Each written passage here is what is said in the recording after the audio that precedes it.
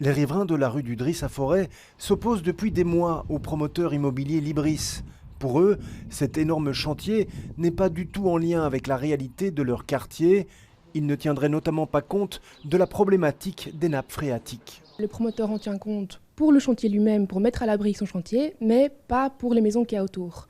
Or, cette problématique de l'eau fait qu'il y a beaucoup de chances pour qu'on ait des dégâts structurels importants pour toutes les maisons du pâté autour. Les habitants veulent utiliser tous les recours disponibles pour stopper les dégâts. Selon eux, le projet immobilier serait tombé dans l'illégalité fin janvier 2019, date de la fin du permis d'urbanisme, le promoteur ayant tardé à commencer les travaux de grosses œuvres. Bien entendu, une fois que les habitants ont réagi en disant que le permis était obsolète, il y a eu un arrangement entre les fonctionnaires communaux et les avocats de la société Wilmen, et la date a été ramenée par les avocats au 8 février. Je dis que ce qui est mis en place par un collège final doit être éventuellement modifié par un collège final et par personne d'autre.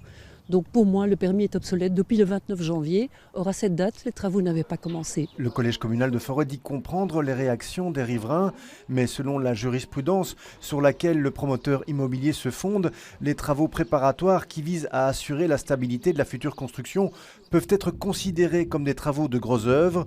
Il ne serait donc pas possible à la commune de décréter la péremption du permis d'urbanisme et donc de faire arrêter le chantier.